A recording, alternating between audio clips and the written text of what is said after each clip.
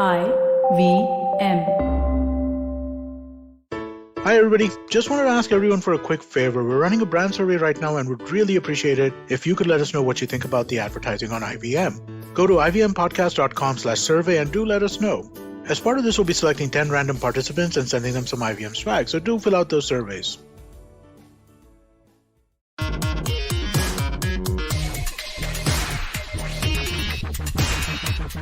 Hello and welcome to yet another episode in the 230s of Simblified.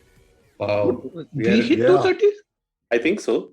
Oh shit, now we have to No, isn't this like 226 or something? Or, yeah, I mean, we are almost there. No, I'm rounding like that.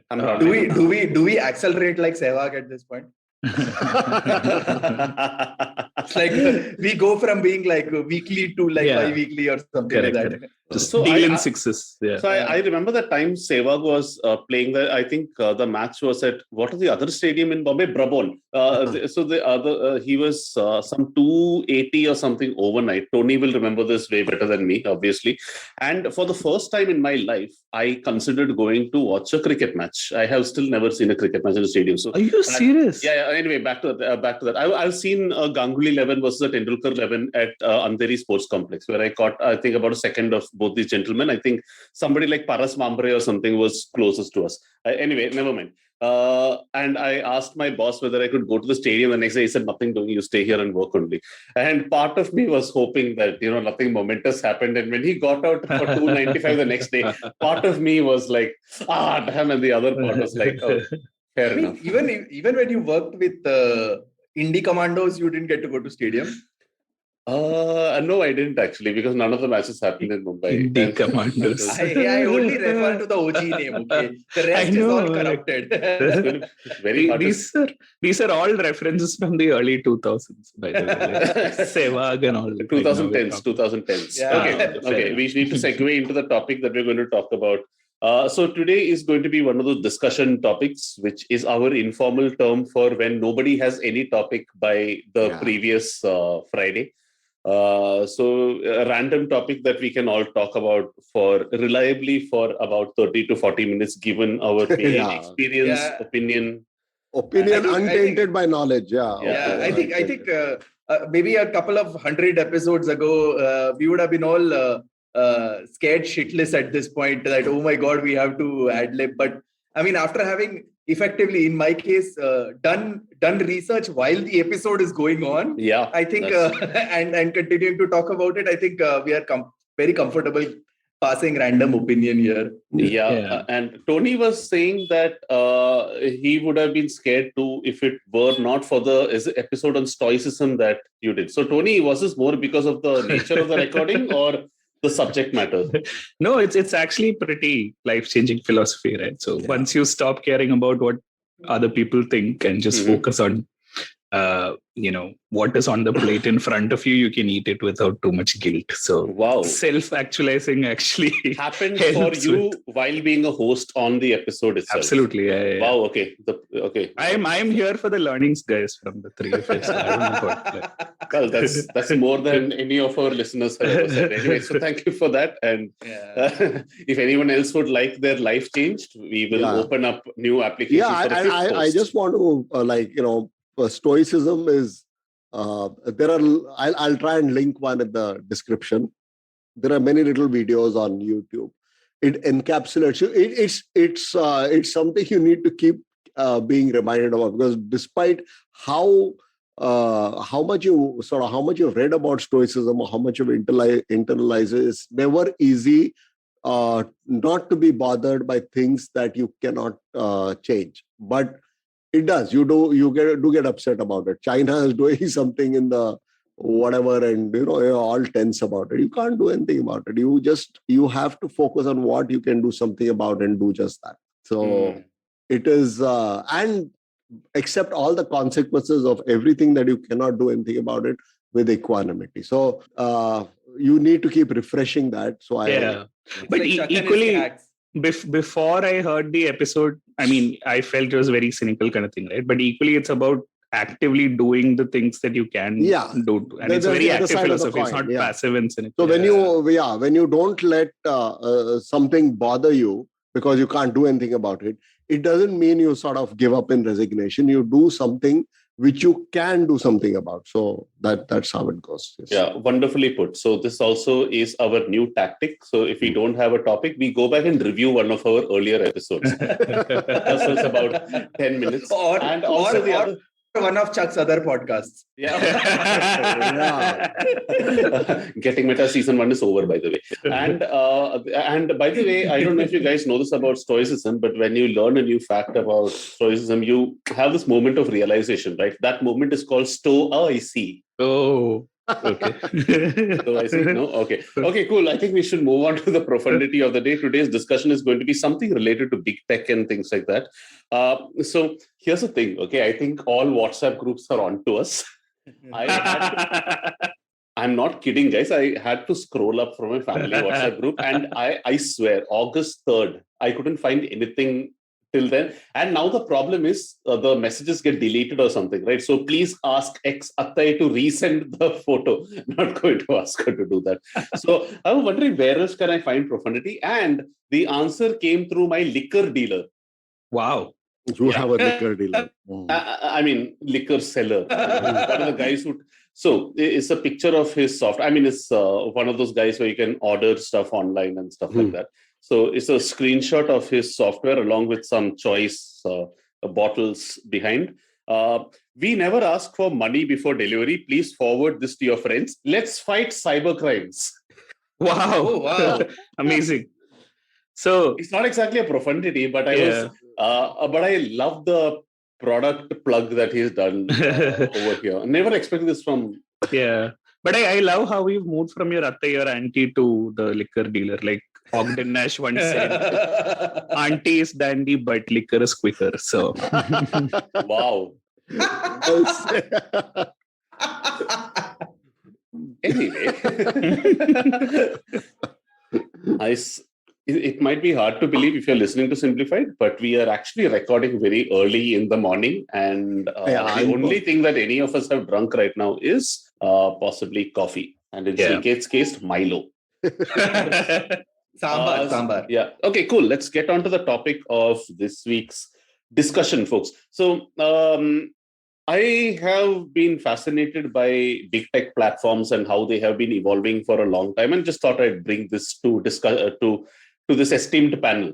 I kind of noticed that every platform is kind of trying to get into each other's territory, which is kind of interesting. Right? Your Clubhouse comes up, and suddenly Twitter as they'll put out something like Spaces, and they'll write a press release as if it was a wholly original idea of their own. Yes, we noticed that social interactions are and voice is the next big thing, so they start their own thing. Spotify starts Green Room.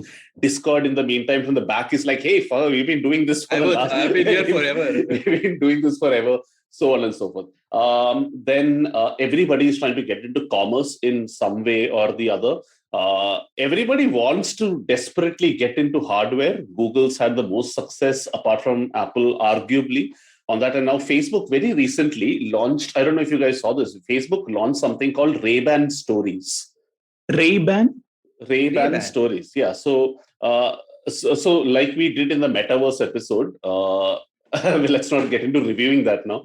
Facebook has ambitions of becoming a virtual reality company and all that. So they recently launched their version of Google Glasses in association with Luxottica. So they came up with a $299 pair of sunglasses called the Ray-Ban Stories. And yes, it is by Ray-Ban. And it looks remarkably like a regular pair of sunglasses, except that it's got like a recording camera and stuff over. So it's got a few cameras and stuff inside it, and of course can sync with your iPhone or Android, etc. So early reviews are like, okay, it's interesting, etc., but obvious problems about privacy and stuff, because that's a completely different discussion.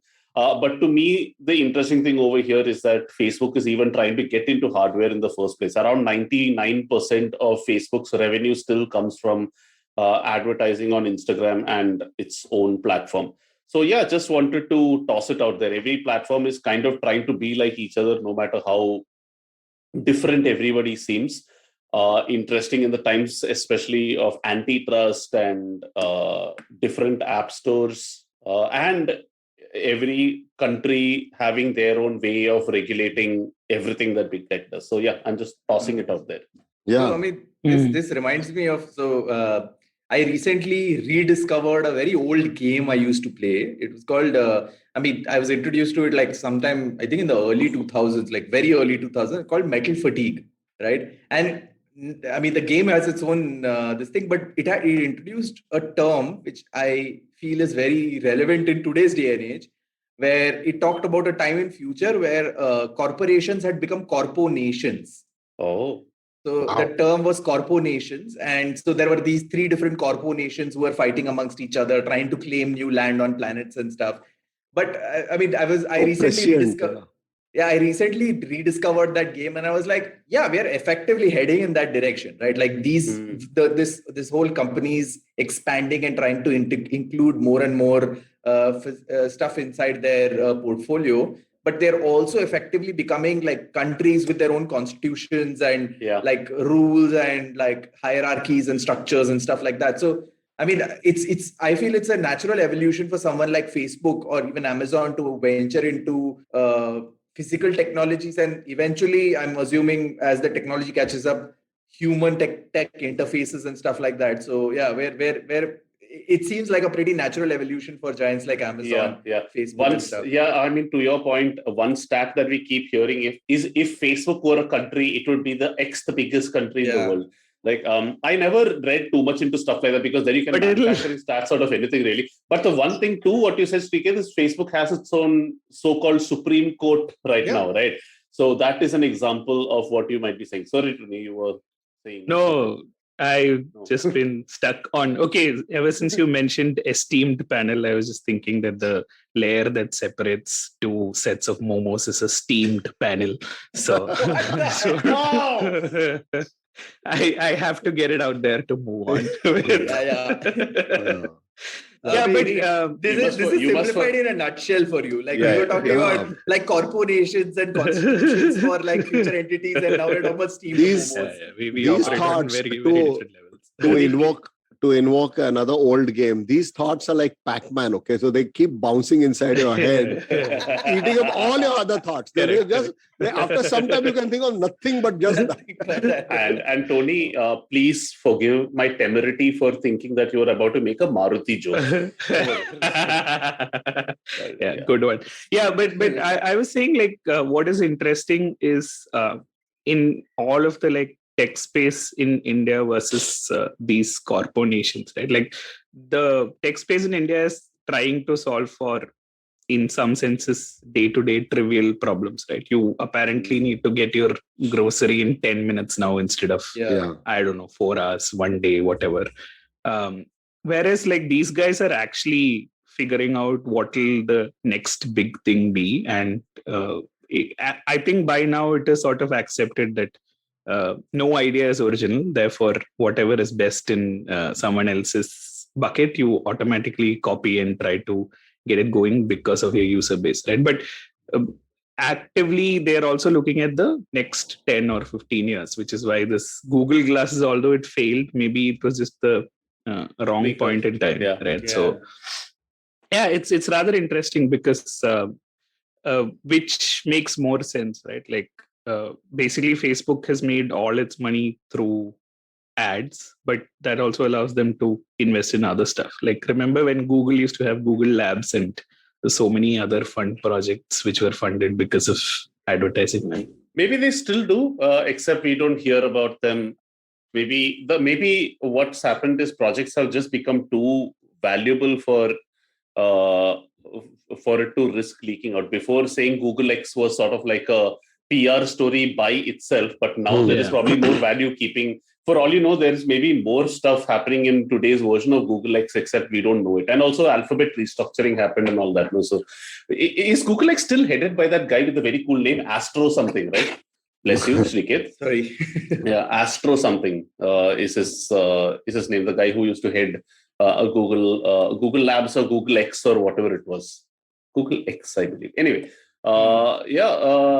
And coming to specifically about technology like Google Glass, I mean, when it launched, again, it also seems like almost like an inevitable technology of sorts. Yeah. Because if you look at the base of the technology, nothing in there is not what already exists as far as technology is concerned. Yeah. Right? It just needs to be like put together. I mean, a small camera, heads-up display. That's all effectively it is, right? So whether it comes in a pair of sunglasses, a dorky-looking Google Glass kind of setup, or whatever else, it is an inevitable technology, and which were questions at that time was, I mean, this whole passive recording concept.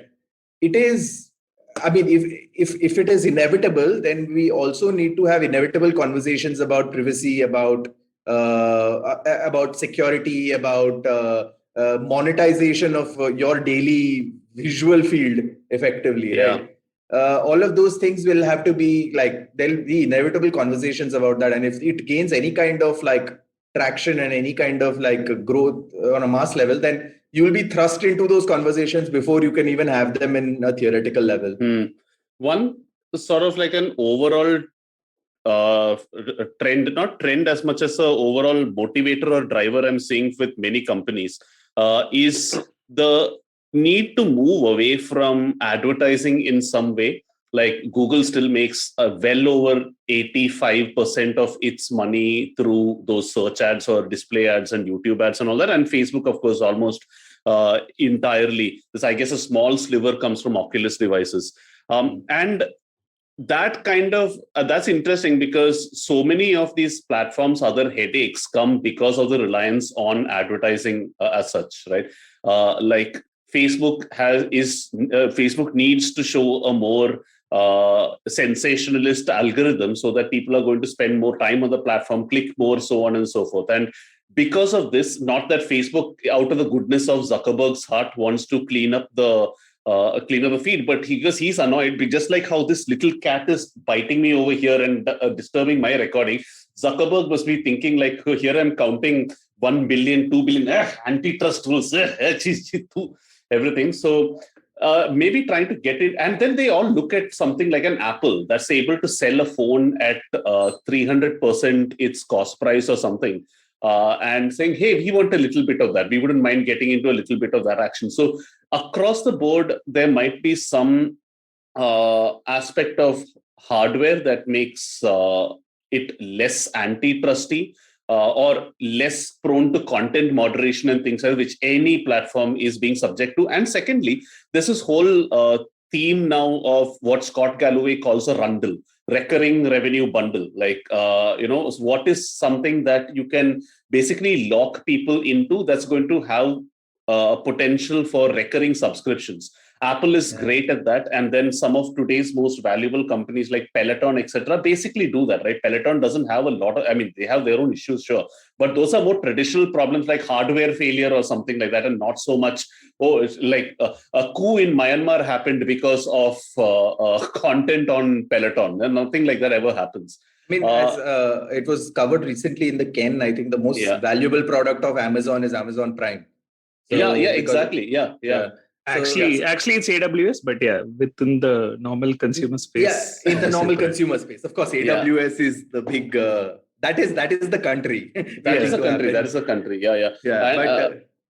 Go on. Sorry, Chuck. You were saying. No. So maybe they just look at these new avenues of monetization as ways to de-risk in some sense, and try to get out of regulatory ire and all that. So. There are just so many motivators, right? And the other problem is different companies treat these problems very differently. Like if just in the last month, if you look at it, just last week, an Australian court told Facebook that, or told all media companies that they will be liable for any comments that come on their posts, for example. Now, I'm not sure how touchy Scott Morrison is with respect as compared to, say, another country, not naming any for obvious reasons, but that's kind of that basically makes it basically sends a signal that no media company in Facebook should ever bother posting on social media anymore.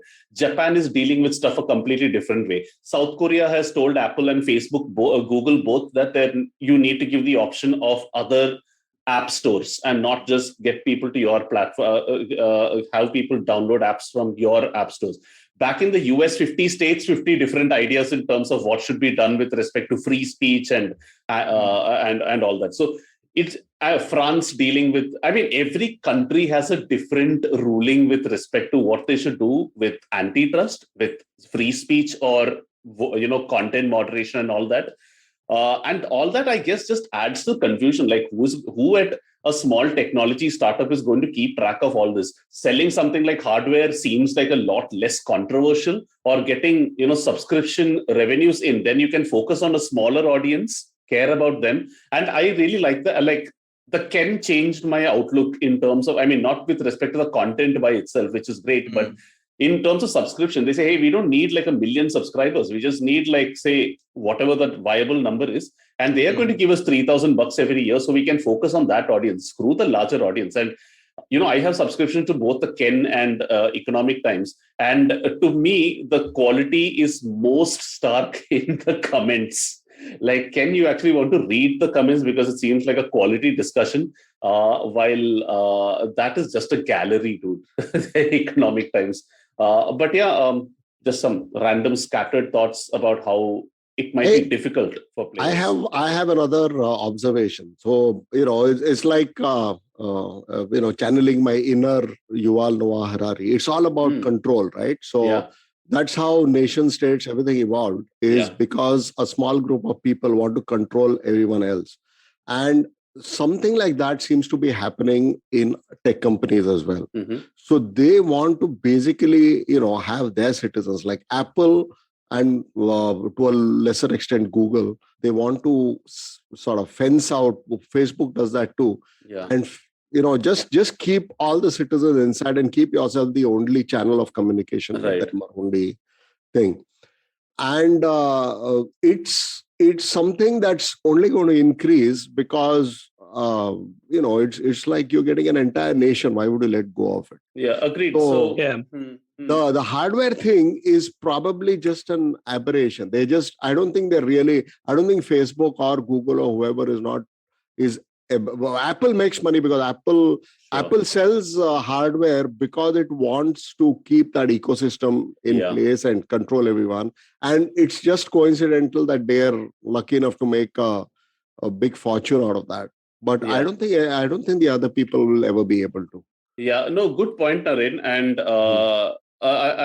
the best example of what you're talking about is Android itself. So when Android came up first, a lot of people were surprised at the fact that Google has not just developed this OS, but is giving it away free to manufacturers. But then you look at the second order effect of something like that, or what their actual motivation was for something like this. And it is basically to gather more data from people from around the world so that can be used against them or for them, depending on which side of the aisle you are. For advertising. So, absolutely. It's all about keeping people in the ecosystem. And in fact, one of the bigger discussions or speculations right now is that Apple should acquire Peloton. Why? Because that's a very rich audience, likely to have an iOS device in any case. And it's all about controlling screen time, right? When you're on a Peloton device, you are probably spending 30 to 60 minutes with a community very much like yourself, high NPS and all that. And that is valuable time that Apple might want. So even if you look at the stuff that Apple is foraying into, it is stuff where there is potential for added screen time, be it entertainment or be it even speculation about a new car and things like that. Very interesting. We should take a break around now, I feel. Yeah. Let's quick break and we will see you on the other side.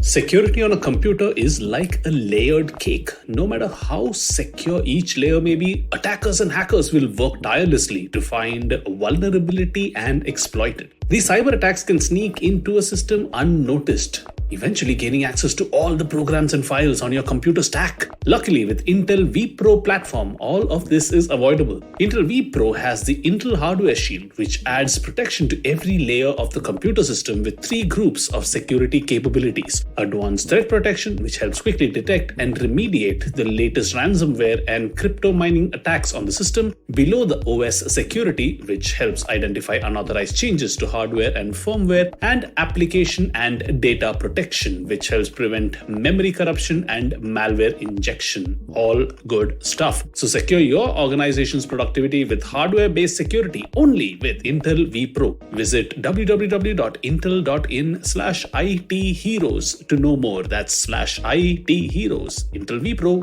built for business. Welcome back to part 2 of this little discussion of big tech. And before we get right into it, I just want to tell our listeners that our next episode is that we're going to record is going to be with a friend of ours called Bertie. And Srikeit, unfortunately, will not be part of that discussion because he has to go house hunting or something of that sort. No, I have to go house moving. And I just wanted to tell you that I am very pissed off with both of you. With both Srikeit and Bertie. Yeah, because I had a dream last night where all of us went. I forgot to. Yes, I remember. All of us went to Melbourne for an Iron Maiden concert. I have no idea why Melbourne. I really have no idea. I'm kind of relieved that it's not a dream where black and white people are holding hands together around corner because it's already done. Yeah. Yeah. Okay. Go. Fair enough. All right. That's a bit of a bit of a change. And Bertie. So here's what happened. Okay, it was a big hall, and Bertie went off to say, "I know the sound guy," and he went up front to discuss with him, leaving us two alone.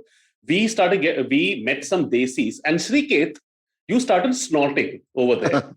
Snorting? Right? Yeah. As in making the sound or as in ingesting? Use your imagination. Yeah, use your imagination. Oh, okay. And Excellent. then the lines were not just people. And here's the and of course this is all fictional, so Srikeit is absolved of any crime. But here's the other interesting thing. While we were on our way to the venue, you guys told me that we are going to Sydney after the show. I was like, shit, my stuff is still back at the hotel. He said, leave that over there. No. And I didn't have any change on me. And only after I woke up, I was wondering what our game plan was. Is our hotel in Melbourne going to be there? Are we going to pay for it with my bag full of undies over there? So I wasn't sure, but I just wanted to tell you that I'm very, very pissed off. Because of the dream. Because of the dream. Wow. So you can make up for this by having a dream where I have no idea why I said that right now. It's just that I'm also pissed at the fact that we are not going to do the episode with both of you, so I could share this with you. So I will likely tell Bertie this in any case. This was actually the simplified equivalent of now for something completely different. But just to big tech. Yeah, just talking about this whole sort of framework, right? I mean, I haven't taken too much away from my MBA, but one book that sort of stands the test of time, which I haven't read, but I've read the Wikipedia entry of, is the Innovator's Dilemma by Clayton Christensen. So, and basically, whatever he sort of suggested still stands the test of time. So, to him, there's basically two aspects to the Innovator's Dilemma. One is that innovation always follows an S curve. So the first iteration of what you make is never going to be good enough, right? Yeah. And towards the middle is where the maximum value is added for the user base, as it were, right? So think of the early stage things that fail, which is also a good thing to do, fail fast. But if you persist with those iterations, the middle is where it gets a lot of value. And beyond that, again, the value dips, right? So if Facebook was doing ads a while back, now it's no longer an innovation, right? It's just that you have to sustain that basic thing. And the second part is obviously the newer entries, like you talked about niche players, or Ken, for instance, or anything that is new and upcoming. Basically, the incumbent has the pressure to keep the level of customers going, right? Therefore, they're always sort of scared into trying to innovate for things, right? Because they already have a huge base and they want to keep it going. So new entry companies actually don't face that pressure. So they don't have a thing to say, we need to have 1 million subscribers or something like that. They can actually do it a lot better. So what is actually good about these big tech companies and what they're doing is that they have their current base, but they're also able to invest in the future technologies. So I think we referred to this some time back. Basically, the big tech challenge is that they innovate first and the regulation follows. And when the regulation comes in, then it gets very boring, right? Like when the suits take over, then you no longer want to be in that space anyway. So I just wanted to put it in context and let everyone know that I know Clayton Christensen. Very nice. No, it's interesting because none of the big tech guys today, with the possible exception of Apple, really started the space of what they are known for. Facebook was hardly the first social network. There was software before Microsoft, like Lotus 123, which Microsoft just kind of improved on. Google was not the first search engine. They just did a better job of it. I mean, there is Apple introduced the iPod in a world of Discman. Yeah, of Discman and other MP3 players also. I remember seeing MP3 player reviews on Chip and Digit magazine in India before the iPod came out. Yeah, and that's one of the core things about the innovator's dilemma is that the customers will never tell you what the future is, right? So if you do a survey of customers and ask them, there would never have been any of these Apple products. That's the Henry Ford quote, right? Like if I had asked the customers what they want, they would have said they want a faster horse. The faster horse. Yeah. And the famous Steve Jobs quote, which is, I go to where the puck is. Puck is going to that's be. That's a Wayne Gretzky. Yeah, Wayne Gretzky. Which has been appropriated by the other great one. Yeah, the other great one. He said the skate to where the puck will be versus where the puck is right now. Please. Wayne Gretzky is not the other great one. He is the great one. Steve Jobs is overrated. If there is one Steve that I would bet within Apple, you know which one it would be. And it is not Jobs. Wow. Hot take. Yeah. I think the world has to catch up to where the Chuck will be and not where the Chuck is. It's okay. It's offend. If there is one demographic of people you shouldn't be scared of offending right now, it is Apple users. It's fine. Or simplified hosts. Or simplified.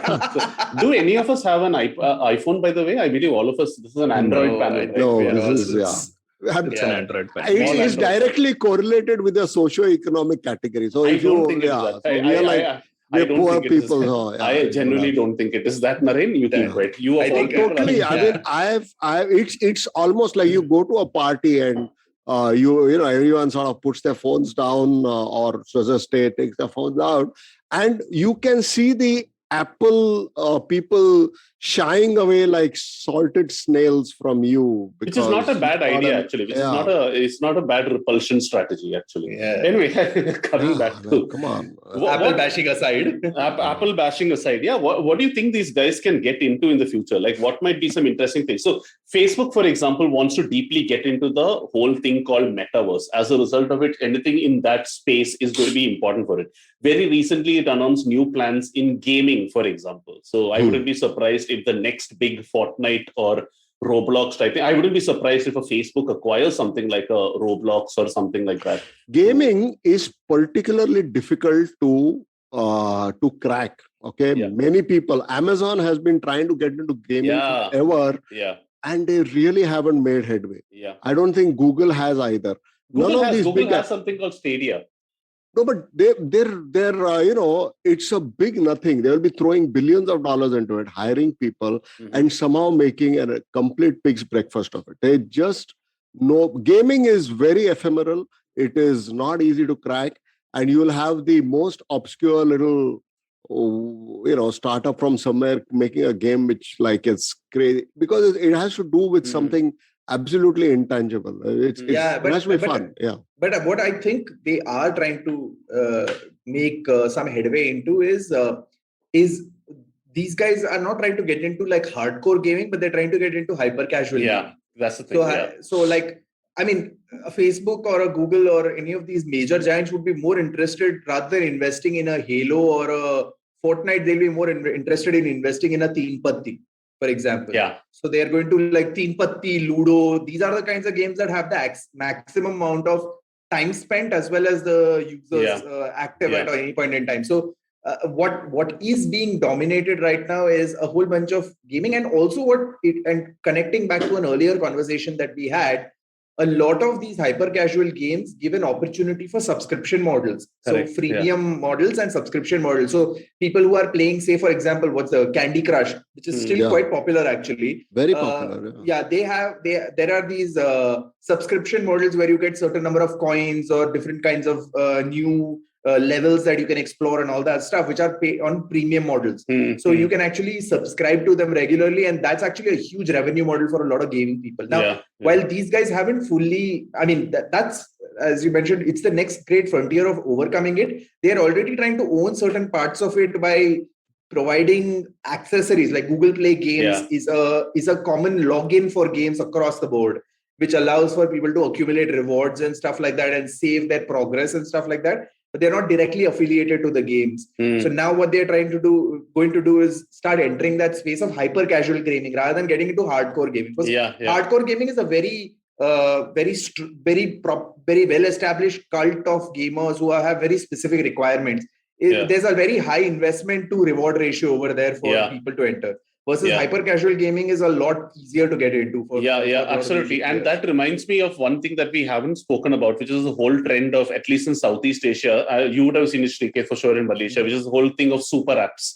Right, you have one app that does everything. In Southeast Asia, that's largely something like a Gojek, which has everything from food delivery, Grab and all that. And in India, to some extent, I suppose something like a Paytm would count under that. And if you look under the Paytm app, there's actually so much that's happening over there. Possibly a little too much and a little too schizophrenic, and maybe they haven't done a great job of communicating that, hey, Paytm is more than just, money transfer. It's all these other things. But that's kind of interesting, right? Like where you have one app for the same user, you're offering like a sort of like a suite of services. And now Tata has plans of building a super app, or at least it is widely rumored that Tata is going to build a super app. And I made a lot of money on one stock that was rumored to be building that and exited it when things started going down a little bit. Thank you for funding this, Mike. So just to add on the super app thing, because I mean, we encountered it over here. So I mean, I came to Malaysia at the beginning of the super app thing when Grab was purely about taxi rides and stuff. So in Malaysia, the bigger Gojek is Indonesia, Grab is Malaysia and Singapore. So the Grab ecosystem initially, obviously, Grab was just about. I mean, it's funny. I mean, I've also studied because of my job. Also studied their vision evolution. They started off with calling themselves as moving Southeast Asia forward, which was in terms of their taxi app.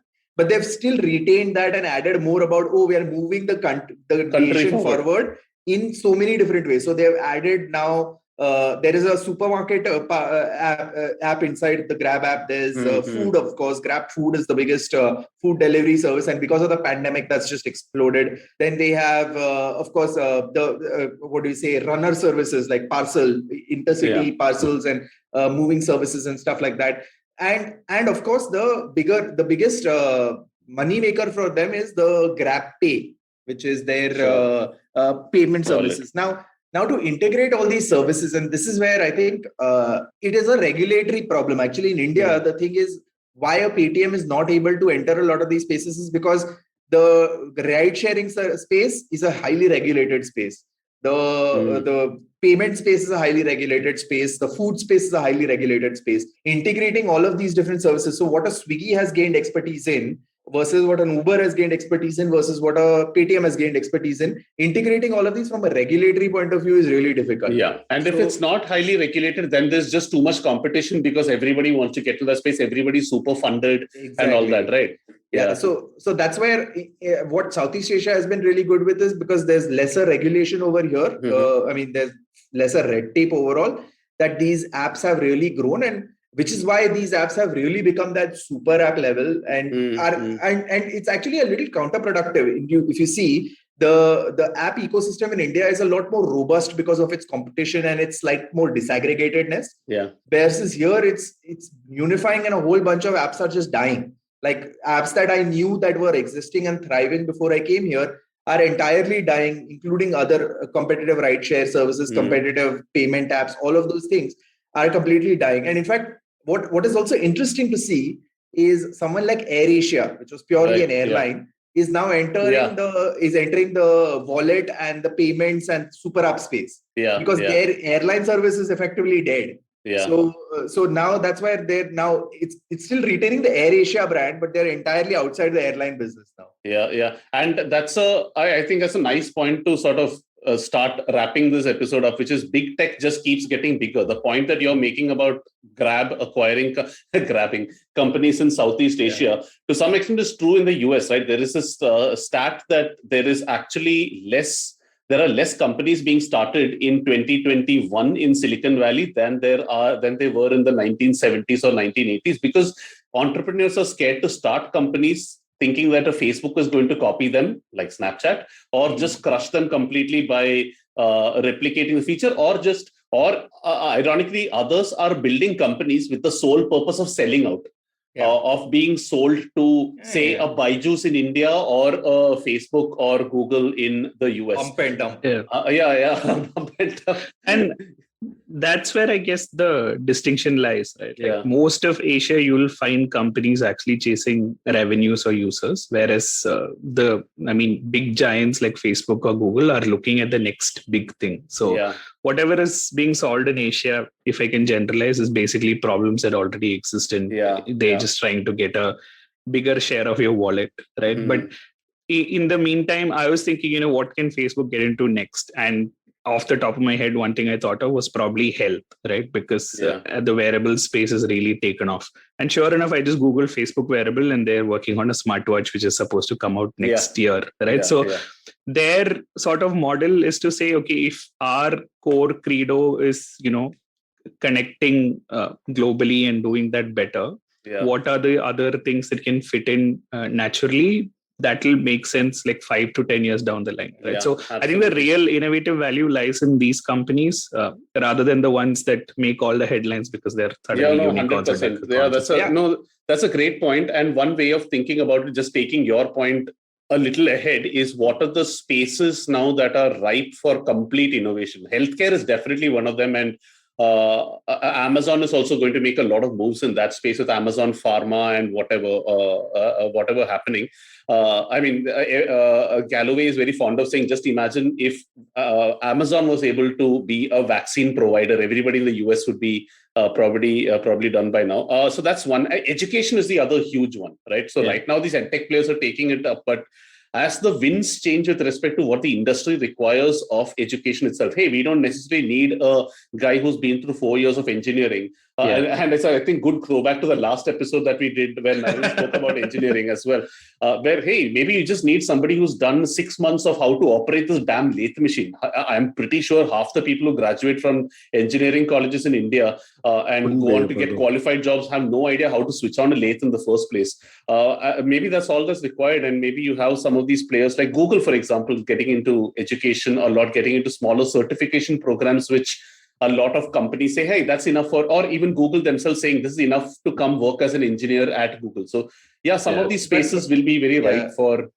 Latecomers will steal the but I think there's an important roadblock for big tech over here in certain spaces when they're entering. And I was just watching a documentary about Theranos, which was about that huge Silicon Valley bust. And one important point that was made during that documentary was you cannot approach areas like healthcare like Silicon Valley has approached other areas because healthcare requires a lot more due diligence, and you just can't do like this move fast and break things approach.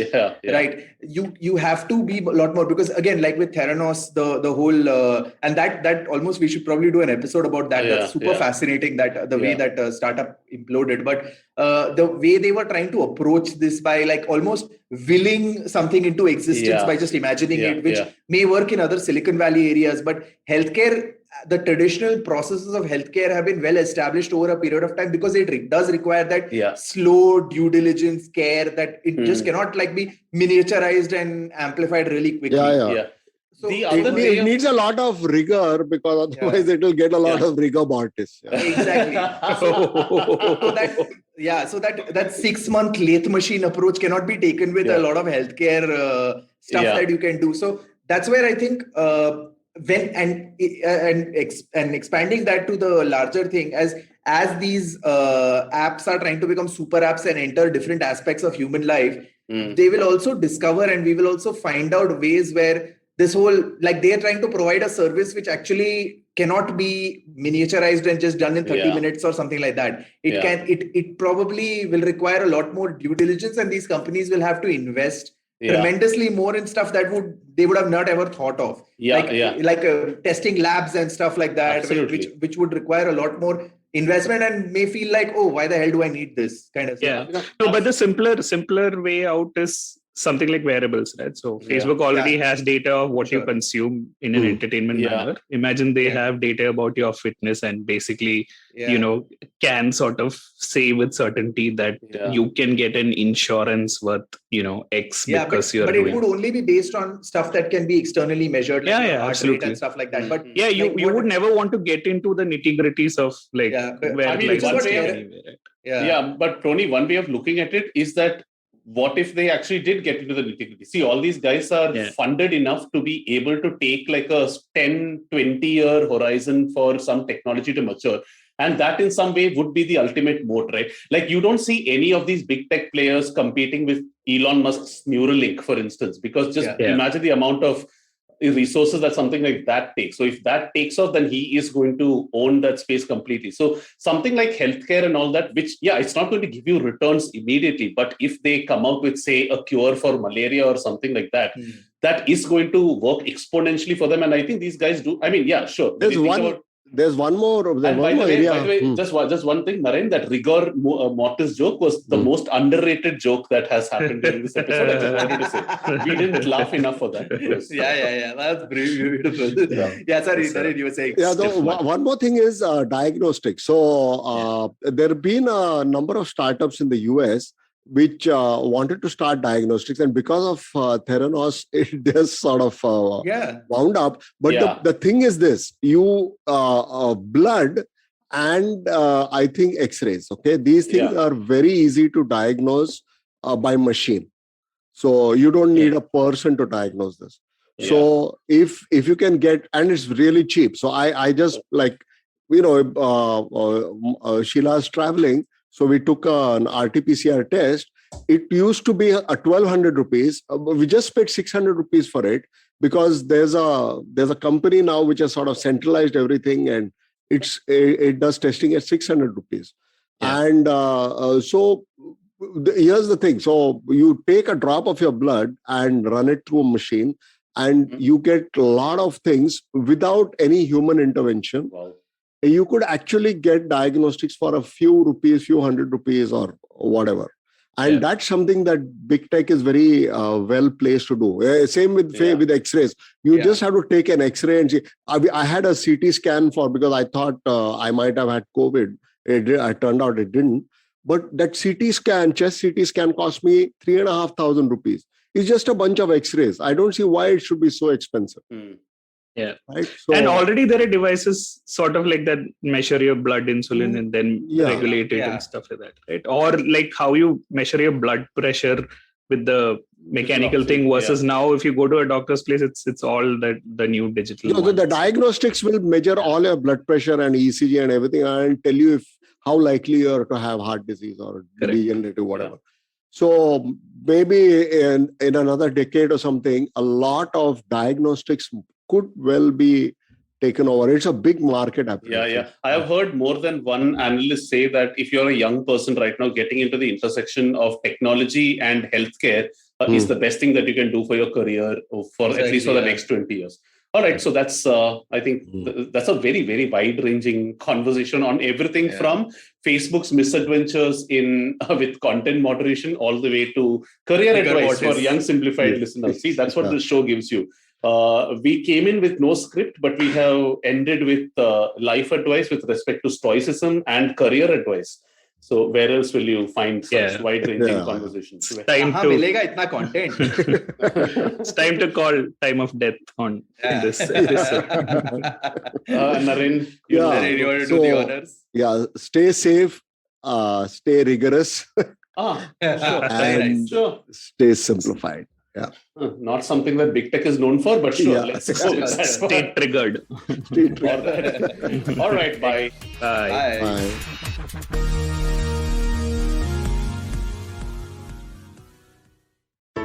Hey everybody, it's been another great week on the IVM Podcast Network.